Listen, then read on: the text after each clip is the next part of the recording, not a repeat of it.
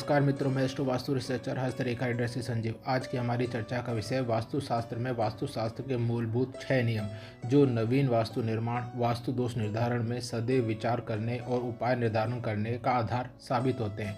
मेरा यह वीडियो लाने का एकमात्र उद्देश्य यह था कि मैंने वास्तु संबंधित चारों ओर फैले हुए भ्रमित वातावरण माहौल में यह देखा कि क्या सही है और क्या गलत है। वास्तु सम्मत यह निर्धारण करना विभिन्न इतने सारे वीडियो के कारण संभव नहीं हो पा रहा। अतः मैं एकमात्र वीडियो आपको ये प्रस्तुत कर रहा हूँ जिसमें आप संपूर्ण जानकारी प्राप्त कर सकते हैं।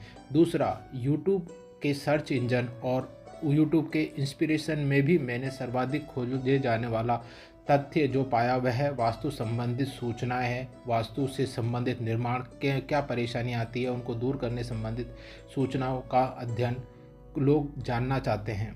तीसरा, वास्तुशास्त्र में नवीन घर निर्माण और वास्तु दोष निर्धारण के उपाय में यह आवश्यक होता है। चौथा, घर के एक बार में ही आप सही वास्तु निर्धारण कर उत्तम सकारात्मक ऊर्जा युक्त वास्तु सम्मत घर निर्माण कर सकते हैं।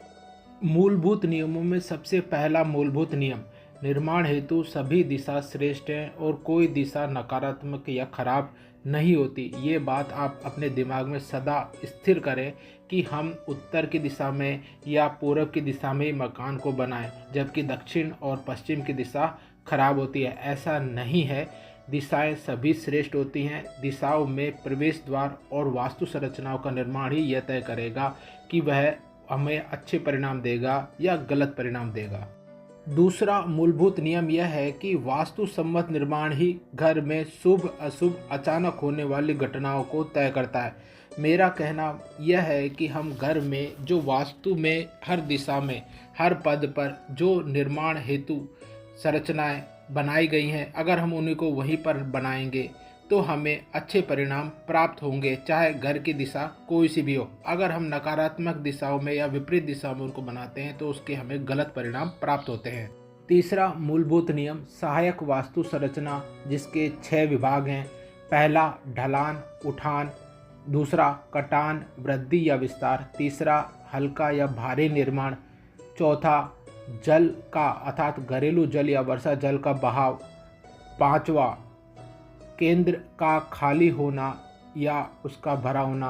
हम घर में शुभ अशुभ घटनाओं की तीव्रता अर्थात कोई भी घटना कितनी तीव्रता से होगी उसका निर्धारण तय करती है। जैसे कि हम इसको एक उदाहरण से स्पष्ट करते हैं कि मान लीजिए आपका घर पूर्वमुखी है और आपके ईशान कोण में ढलान की जगह उठान है। आपका वह वृद्धि कटा हुआ भी है, वह भारी निर्माण भी युक्त है और वहाँ पे जल का बहाव भी नहीं होता है जो वास्तु सम्मत होना चाहिए, और आपका केंद्र भी खाली नहीं आता, केंद्र में भी आपने निर्माण कर रखा है। तो आप ये मान के चले आपको 3 चीज़ों का सर्वदा नुकसान होगा। पहला, आपकी वंश वृद्धि क्षय होती जाएगी, वंश वृद्धि खत्म हो जाएगी। आपके वंश में जो भी संतति पैदा होंगी वो विकलांग मानसिक या शारीरिक रूप से होंगे।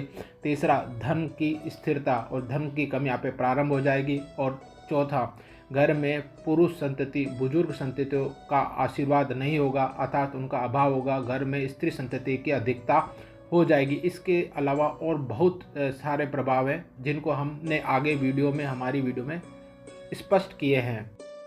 मूलभूत नियम चौथा, विपरीत वास्तु संरचना। जो संरचना जिस पद क्षेत्र हेतु निर्धारित हो उसे शत्रुग्रस्त स्थान पर स्थापित करना विपरीत वास्तु संरचना कहलाता है। जैसे मान लीजिए जो आपका बेडरूम है वह दक्षिण या दक्षिण पश्चिम में ही मान्य होता है। अगर आप उसको उसके विपरीत पद ईशान कोण पर स्थापित कर देते हैं तो उसके हमें नकारात्मक परिणाम के रूप में पति पत्नी का आपस में वैचारिक मतभेद होना, पति पत्नी की एक दूसरे को आपस में सुनना, एक दूसरे का अहंकार अर्थात मैं हूँ तुझसे बड़ा यह भावना, या उन दोनों का वैवाहिक जीवन को स्पष्ट या विरोध होना या पार्थक्य होना स्पष्ट करता है। दूसरा, इसमें नकारात्मक वास्तु संरचना जिसमें शौचालय में सेप्टिक टैंक माना जाता है, जो वास्तुशास्त्र के अनुसार चारों कोणों पर, चारों सेंटर पर और बीच केंद्र पर नहीं होना चाहिए। इसके स्थान पर उसकी जो दिशा दक्षिण पश्चिम में स्थापित होना चाहिए। अगर उन पदों पर हमें स्थापित कर देते हैं तो हमें असामयिक अशुभ नकारात्मक घटना ऊर्जाओं की उपस्थिति जो होती है वो कम होती है और उसके हमें नकारात्मक परिणाम कम प्राप्त होते हैं। पांचवा मूलभूत नियम प्रवेश द्वार या प्रकाश द्वार। प्रकाश द्वार से तात्पर्य जंगला, खिड़की, रोशनदान, जाली से होता है। यह दिशा अनुसार निर्धारित पद के कारकत्व के अनुसार परिणाम देते हैं।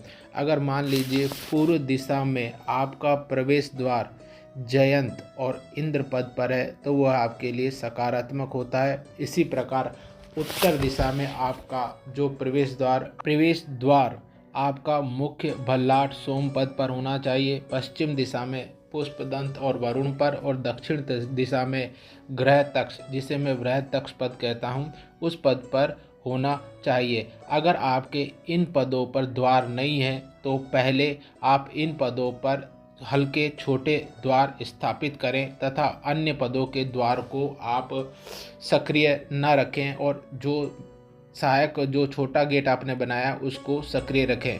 या फिर इन पर आप प्रकाश द्वार, जंगला, खिड़की, रोशनदान, जाली जरूर निकालें।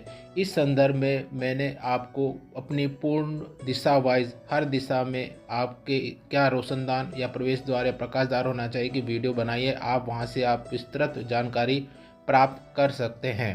छठा मूलभूत नियम वास्तु चक्र निर्धारण, केंद्र निर्धारण, सर्वश्रेष्ठ द्वार निर्धारण हेतु आप अपने भूखंड को चौसर करें और उसे 3 बराबर खंडों में बांटें। इन्हें पुनः आप प्रत्येक को 3 बराबर उपखंड में बांटें व 9 पद प्रत्येक दिशा में प्राप्त कर दिशा अनुसार प्रवेश द्वार, प्रकाश द्वार, केंद्र, वास्तु चक्र निर्धारण करें। और इसको करने का विधान है, यदि आप नवीन वास्तु निर्माण करते समय ही मेरे इन 6 नियमों को आप याद रखेंगे तो आपको वास्तु दोष की स्थिति से गुजरना नहीं पड़ेगा। अगर आपके घर में ये 6 नियम का पालन नहीं हुआ और किसी भी एक नियम के भंग होने से वास्तु दोष अगर घर में परिलक्षित हो रहा है, जैसा कि मैंने आपको मेरी वीडियो में बताया है, तब आप उसका उपाय करना सुनिश्चित करें। उपाय के लिए आप एक प्रशिक्षित दक्ष वास्तुशास्त्री से ही संपर्क करें, अन्यथा उपायों के आधार में या उपायों के आड़ में आप अपना आर्थिक नुकसान न करें। आप पर कृपा करें। हस्तरेखा, वास्तुशास्त्र, अध्यात्म, ज्योतिष, स्वप्न शास्त्र, अंक शास्त्र के तर्कपूर्ण विवेचन हेतु आप हमें सब्सक्राइब करें, शेयर करें, लाइक करें।